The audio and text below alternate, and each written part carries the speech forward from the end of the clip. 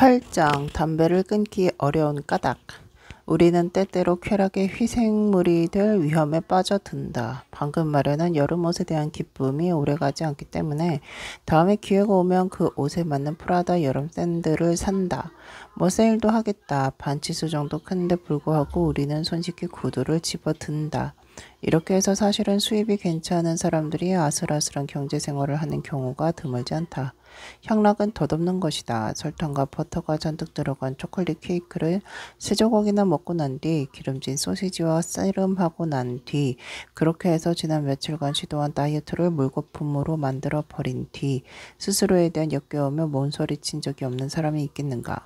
욕망은 기계처럼 자동적으로 될 수 있다. 그런 경우 어떤 일이 벌어질 것인가. 캐나다의 신경학자인 제임스 오즈는 1954년 전설적인 실험을 통해 이것에 대한 답을 주었다.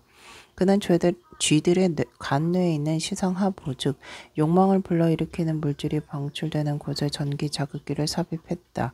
그리고 올즈는 자극기의 선을 스위치에 연결시켰다. 즉 쥐들이 이 스위치를 건드리면 약간의 전류가 흐르게 되고 그러면 시상하부가 자극을 받게 되는 것이다.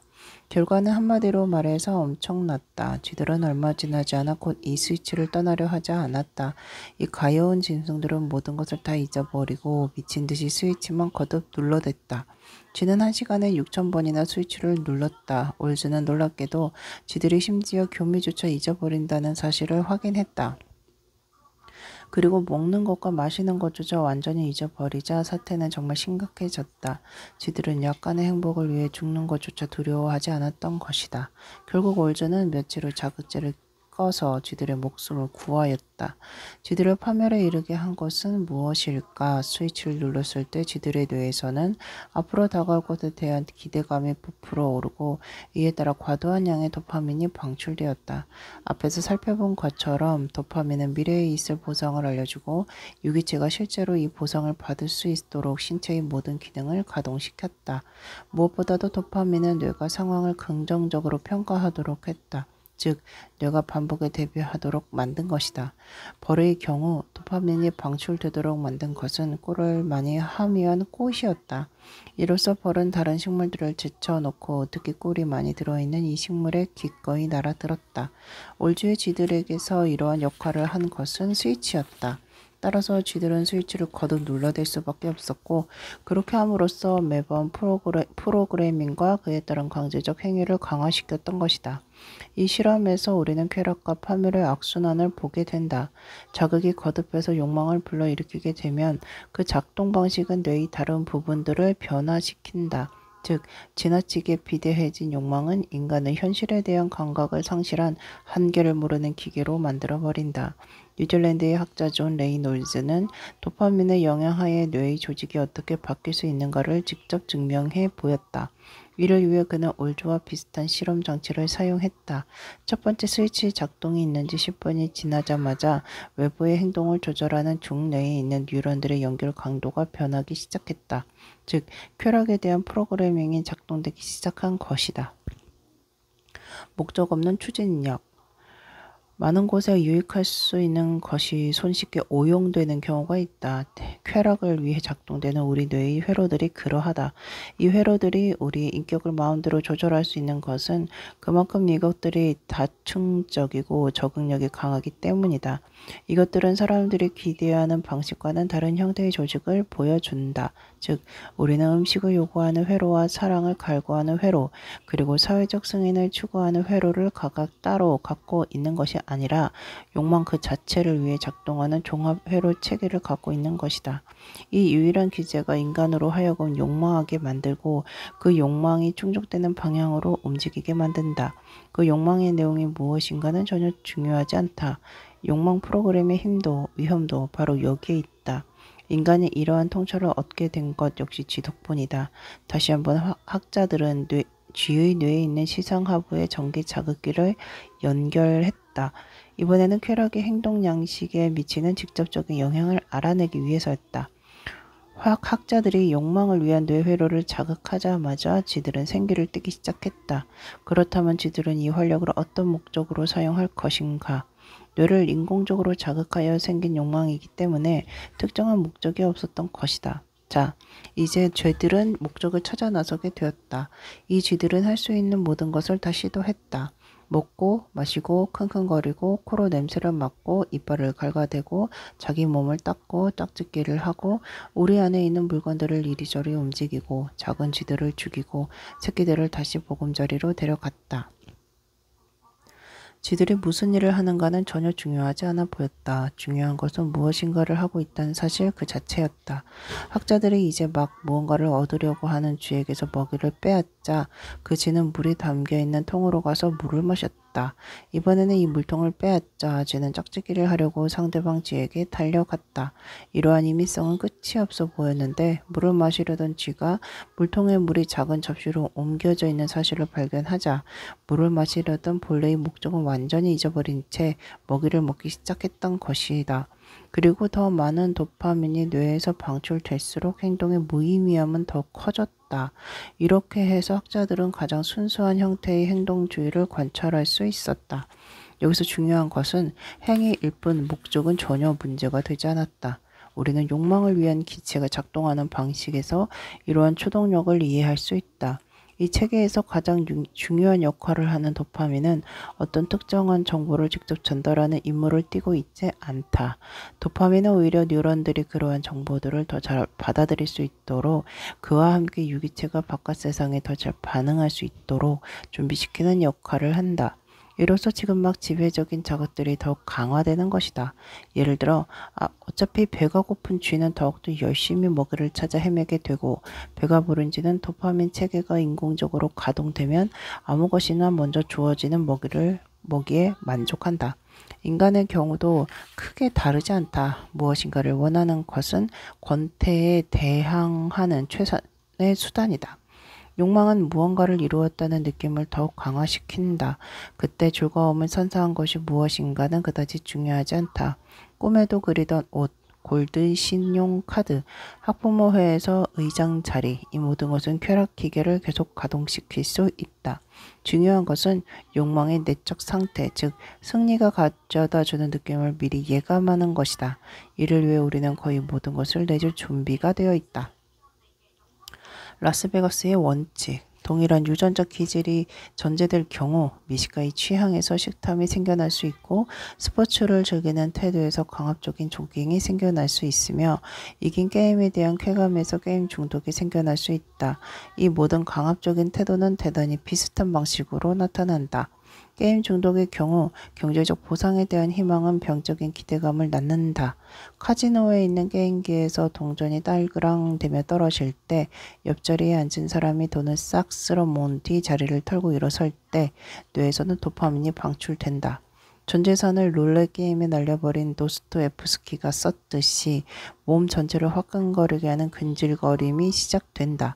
평소에는 그토록 이성적이던 사람이 라스베이거스에서의 카지노에서 몇 시간이고 납으로 만든 상자 앞에 마술에 걸린 듯 웅크리고 앉아 로봇처럼 1분에 두세 번씩 게임기에 레버를 당기게 만들기에는 동전 몇 개가 딸그랑거리는 소리만으로도 충분하다. 이들의 머릿속에는 이제 곧 자신들의 기계에서도 같은 소리가 들릴 거라는 희망이 가득하다. 카지노에서 볼 수 있는 이러한 장면이 계속해서 스위치를 누름으로써 스스로를 인공적으로 흥분시킬 수 있었던 저 실험실의 쥐들을 상기시키는 것은 결코 우연이 아니다. 뇌에서 일어나고 있는 과정은 두 경우 모두 동일하기 때문이다. 기계에서 떨어져 나오는 동전 소리는 매번 도파민을 새로이 방출시킨다. 즉 매번 뇌에서는 레버와 쾌감 사이의 연결이 강화되고 그와 함께 다시 게임기의 레버를 당겨야 하는 강박증이 생겨난다. 쥐실험에서와 똑같은 방식으로 말이다. 기계가 뱉어내는 돈이 궁극적으로 기계에 집어넣는 돈보다 적다는 사실을 뇌 안에서 작동되는 기대 체계는 알지 못하는 것이다. 하버드 대학의 심리치료사 한스 브라이터는 이윤을 희망하며 게임을 하게 될 경우 뇌에서 가동되는 회로가 약물 중독자의 그것과 같다는 것을 밝혀냈다. 그리고 이것은 전혀 게임에 중독되어 있지 않은 사람이 실험에 참여했을 때도 마찬가지였다. 어쩌다가 한 번씩 게임을 하는 사람을 게임 중독자와 구별짓는 것은 그의 경우 기대체계의 충동이 통제 가능하다는 사실이다. 쾌락의 연쇄살인. 종류에 관계없이 모든 중독증이 일상에서 우리가 무엇을 새로 배울 때나 기대감이 부풀 때 작동하는 삶의 필연적인 바로 그 기제를 사용하는 것은 쾌락을 이해하는 데 있어 상당히 혼란스러운 일이 아닐 수 없다. 그러나 바로 그렇기 때문에 중독증에 대한 연구는 건강한 사람의 정신에 대한 깊은 통찰을 가능하게 해준다. 인간은 모두 행복을 추구한다. 그리고 중독은 행복을 찾아 나선 인간이 겪게 될 일종의 사고이다. 그러한 자기 상해에 대항하는 방식을 진화는 충분히 발전시키지 못했다. 진화는 먼 미래를 내다보며 계획을 세울 수 없었기 때문이다. 1억 년 전, 그러니까 오늘날 우리가 지니고 있는 행동 방식의 거의 대부분이 유전자에 확실히 기입될 때 위대한 영장류인 인간이 언젠가는 알코올이 함유된 음료를 제조하고 카지노를 세우며 코카인을 합성하게 될 것이라는 것은 전혀 예견되지 않았다. 굶주림의 재앙이 여전히 기승을 떨치던 10세기 전까지만 해도 가까운 미래의 음식물이 흘러넘쳐 비만이 심각한 건강 문제가 되리라고는 아무도 상상할 수 없었다. 그러니까 중독증은 일반적으로 작동하다가 결국 회로 밖으로 튕겨져 나간 욕망으로 이해될 수 있다. 원한다면 우리는 종교에서 말하는 7대 죄악까지도 행복을 향한 우리의 자연스러운 욕망이 과도하게 방출된 것 때문에 생기는 것으로 간주할 수 있다. 그리고 이것은 어느 정도 정당한 논리이기도 하다. 즉, 자만은 과장된 자기 사랑이고 인색함은 한계를 넘어선 절약이다. 그리고 시기심은 다른 사람들에 비추어 자신을 인식하려는 우리의 자연스러운 경향에 과도하게 될 때 나타난다. 음식을 섭취할 때 유기체가 포만감을 나타내지 않으면 사람들은 탐식에 빠지게 되며 섹스가 주는 즐거움에 만족하지 못할 때 육체에는 탐욕이 생겨나게 된다. 분노는 제어되지 않는 공격 욕구이고 게으름은 더 이상의 새로운 추진력을 알지 못하게 된 쾌적한 긴장 완화이다. 약물은 카지노에 있는 게임기의 레버나 쥐 실험에 사용된 스위치와 똑같은 작용을 한다. 즉, 약물 역시 뇌에 도파민 충격을 가하는 것이다. 알코올은 도파민 수치를 약 2배가량 높이며 심지어 니코틴이나 코카인의 경우 도파민의 수치는 이탈리아의 독물학자 제타노 디 키아라가 밝혀냈듯이 3배나 올라간다. 도파민은 우리를 깨어있게 하고 주의 깊게 만들기 때문에 담배 한 대를 피웠을 경우 쾌적한 흥분과 더불어 평소보다 더 나은 작업 능력을 갖게 된다. 마찬가지로 한두 잔의 포도주는 우리에게 즐거움을 선사한다. 따라서 모든 중독과 욕망의 기저에는 동일한 메커니즘이 놓여 있으며 약물들은 욕망을 불러일으키는 방식에 따라 구별될 뿐이다. 니코틴은 문제의 뉴런들을 활성화시켜 직접적인 방식으로 도파민을 가동시키고 반면에 알코올과 헤로인 그리고 모르핀은 오회로를 통해 도파민의 수치를 높인다. 즉 이것들은 일반적으로 기대체계를 저지하는 뉴런들의 활동을 약화시킨다.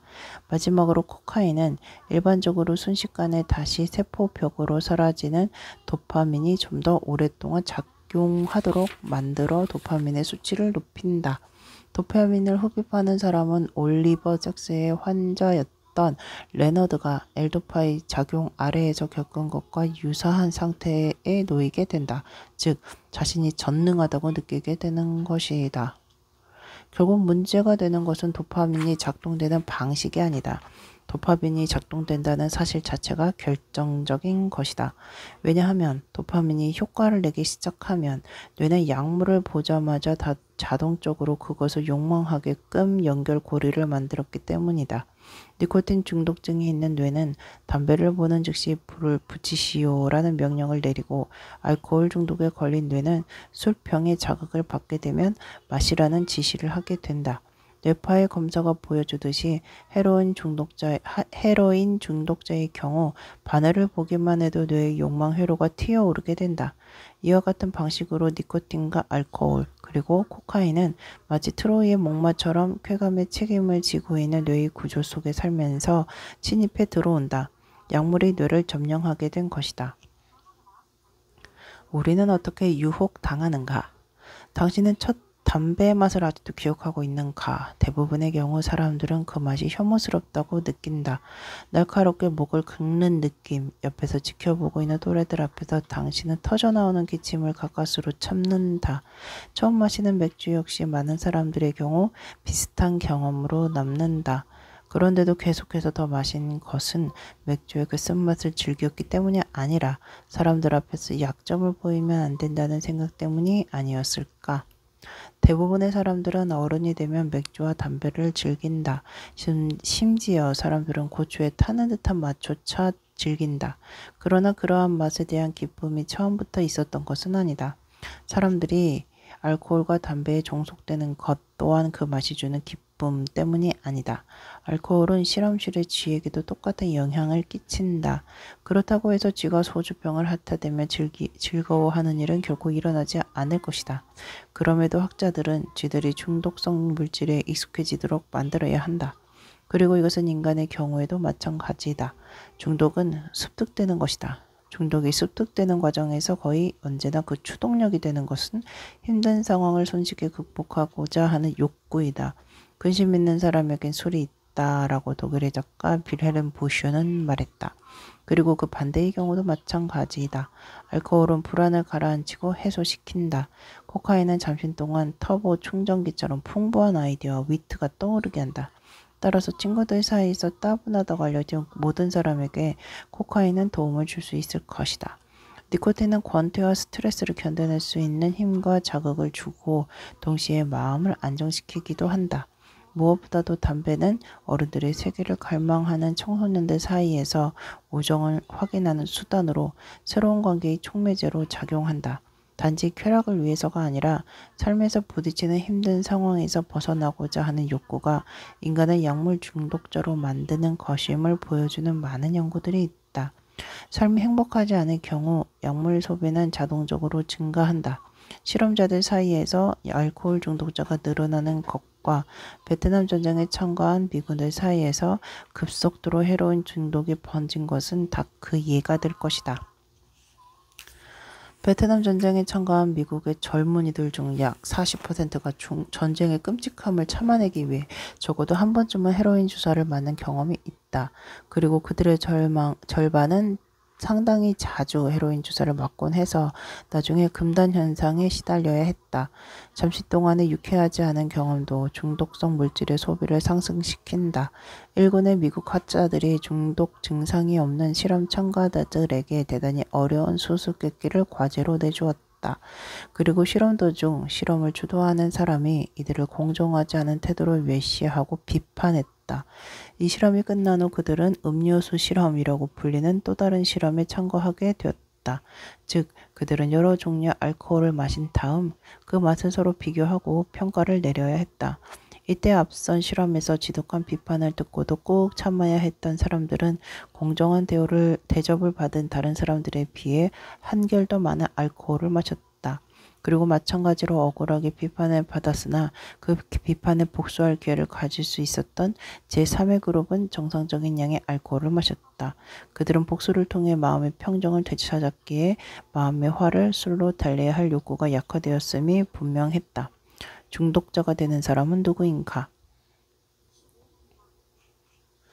약물은 망각을 돕는다. 그러나 근심이 있는 모든 사람이 약물에 손을 대는 것은 아니다. 또한 약물을 복용한다고 해서 모든 사람이 중독되는 것도 아니다. 포도주를 마시는 사람 모두가 알코올 중독증을 보이는 것은 아니며 때때로 코카인을 흡입하는 사람 모두가 코카인에 종속되는 것은 아니다. 중독증이 가장 높게 나타나는 약물은 아마도 담배일 것이다. 담배는 지상에 존재하는 가장 유혹적인 중독 물질이다. 그것은 쉽게 담배를 구입하고 즐길 수 있기 때문일 뿐 아니라 니코틴이 도파민 체계를 직접 건드리기 때문이다. 그렇다면 왜 많은 사람들은 중독되지 않고도 약물을 복용할 수 있는 것일까? 누군가가 약물에 중독되지 않는가 아닌가 하는 것은 우선 그가 처해 있는 삶의 정황에 달려 있으며 그 다음에는 유전자에 달려 있다. 모든 종류의 스트레스는 긴장을 풀기 위한 노력의 와중에서 알코올이나 담배 또는 헤로인에 중독될 개연성을 높인다. 유전자가 중독의 위험에 끼치는 영향은 아주 단순하다. 즉, 중독성 물질을 별다른 문제 없이 잘 받아들이는 사람이 더 위험한 것이다. 그러나 반대로 술 몇 잔에 벌써 깨어질 듯 머리가 아픈 사람은 알코올 중독자가 될 여지가 거의 없다. 더 나아가 호기심의 정도가 중독에 대한 유전적 특질로 작용한다. 중독이란 단어가 찾다, 추구하다 라는 동사에서 나왔다는 것은 우연이 아니다. 실제로 새로운 것에 대한 쾌락과 어떤 물질에 종속될 위험 사이에서 밀접한 연관관계가 있다. 이 두 자극에는 모두 도파민이 관련되어 있는 것이다. 새로운 것과 모험 그리고 위험한 상황에 커다란 흥미를 느끼는 사람은 어느 정도 중독증에 걸릴 위험과 더불어 산다고 볼 수 있다. 특별히 쉽게 중독될 수 있는 쥐들이 그렇지 않은 다른 쥐들보다 더 많은 호기심을 나타낸다는 것은 중독증을 연구하는 학자들에게 이미 오래전부터 잘 알려진 사실이다. 이때 중요한 역할을 하는 것은 이미 잘 알려진 D2 수용체인 것으로 보인다. 이것은 뇌에서 도파민이 접속되는 장소이다. 뉴욕에 있는 국립 브록헤이븐 연구소에서 연구하는 학자들은 심지어 유전자 치료를 통해 쥐들의 머릿속에 있는 도파민 수용체의 수치를 높임으로써 알코올 중독에 걸린 쥐들이 술을 끊도록 할 수 있었다. 먼 미래에 우리는 인간에게도 동일한 실험을 할 수 있을 것인가? 즉, 인간의 유전적 형질에 개입하여 중독증을 치유할 수 있을 것인가? 현재로서는 불가능해 보인다. 약물 소비에 영향을 끼치는 유전자들의 복잡한 기제를 완전히 이해하지도 못했으려니와 유전공학자들의 관심도 쉽게 중독증에 빠지는 성향을 지닌 사람들에게 미리 이 사실을 알려주어 제때의 조치를 취할 수 있도록 하는 데에 놓여있기 때문이다. D2 수용체를 지나치게 조금 갖고 있는 사람은 특히 위험하다고 국립 브록헤이븐 연구소의 중독 연구자 노라 볼코프는 말한다. 러시아 혁명가 레오 트로츠키의 증손녀인 볼코프는 중독 증상이 있는 사람이 뇌를 연구하여 세상에 알렸다. 이 연구를 통해서 그녀는 특정 기간 중독증을 앓고 난 사람의 경우에는 그렇지 않아도 이미 적은 D2 수용체 수치가 수년이 지나도록 계속해서 더 떨어진다는 사실을 밝혀냈다. 그렇기 때문에 현재 약물 중독에 빠져 있거나 전력이 있는 사람은 다시 한번 중독증에 빠질 개연성이 높다. 쥐 실험에서 학자들은 모르핀 중독증을 가지고 있는 쥐들이 일단 중독증에서 벗어난 이후 다시 알코올 중독에 빠지는 것을 확인했다. 마찬가지로 거의 모든 헤로인 중독자는 다시 담배나 알코올에 종속된다. 이렇듯 중독증은 인간을 총체적으로 장악한다. 이미 사춘기 시절 담배를 피우거나 술을 마시기 시작한 사람은 한결 더 높은 위험 부담률을 안고 산다. 왜냐하면 어린애는 특히 더 잘 조작될 수 있기 때문이다. 따라서 어른이 될 때까지 약물 복용을 멀리하는 것보다 더 효과적인 중독 예방책은 없을 것이다. 악순환에 갇혀서 일단 한번 중독되고 나면 사람들은 맹목적으로 그 중독 물질을 갈망한다. 그것을 즐기고자 하는 소망은 더 이상 찾아볼 수 없다. 마시는 것이나 피우는 것에 대한 즐거움이 아니라 약물에 맞춰 프로그래밍 된 뇌가 그 약물에 대한 갈증을 유지시키는 것이다. 그렇다고 해서 중독 물질을 전혀 즐길 수 없다는 말은 결코 아니다. 담배나 맥주 또는 강도가 꽤 높은 약물은 쾌적한 감정을 불러일으킨다. 화학적으로는 오피오이드와 비슷한 그래서 도취감을 불러일으키는 헤로인 같은 물질들에서 이러한 현상은 가장 분명하게 나타난다. 약간 더 복잡한 방식이긴 하지만 니코틴과 알코올 역시 이와 유사한 작용을 보여준다. 따라서 이 쾌적한 도취감에 몸을 맡기는 일이 단지 간헐적으로만 일어난다면 그것은 전혀 문제가 되지 않을 것이다. 그러나 약물을 장기간 복용하게 되면 그 결과는 심각하다. 점차 향락의 느낌은 희미해지고 시간이 지날수록 더 이상 최고의 감정이 아닌 최소한의 정상적인 기분을 느껴보는 것 자체가 중요해진다. 약물을 복용하지 않은 날은 잿빛으로 가라앉아 있다. 중독 물질이 투입되고 난 후 몇 시간 동안은 예전에 누렸던 삶의 기쁨이 다시 되살아나지만 결과적으로 뇌는 그만큼 더 무뎌질 뿐이다. 이렇게 해서 약물 투여자는 점점 더 심각하게 종속된다. 니코틴 중독자에겐 언제쯤인가 줄담배조차 더 이상 대단한 즐거움을 주지 않을 것이다. 알코올 중독자에겐 아침 식사용으로 마시는 보드카조차 더 이상 특별한 느낌을 주지 않을 것이다. 다만 중독되어 있기 때문에 그 중독 물질에 매달려 있을 뿐 향락은 더 이상 찾아볼 수 없다. 코카인 중독에 빠진 적이 있는 독일의 작곡가 콘스탄틴 베커는 중독의 이러한 상태를 다음과 같이 절실히 묘사하고 있다. 집안에 남아있는 것이 다 몇 그램에 지나지 않을 경우 그 놀라움은 이루 다 말할 수가 없었다. 뭔가 숨겨둔 것이나 남겨진 것이 있을 듯 싶어 문을 열어 젖히고 미친 듯이 가구들을 뒤적였다.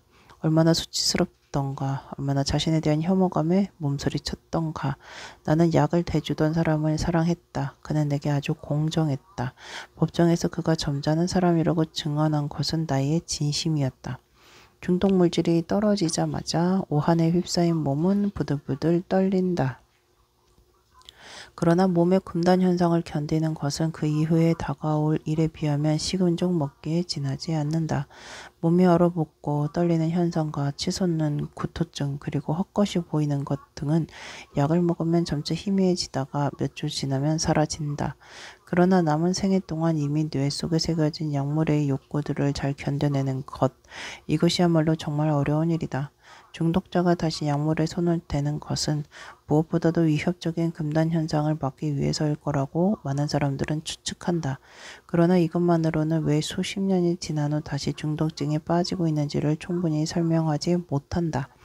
약물에 대한 뇌의 무감각증은 몸이 고통스러운 금단 과정을 거치는 중에 점차 사라진다.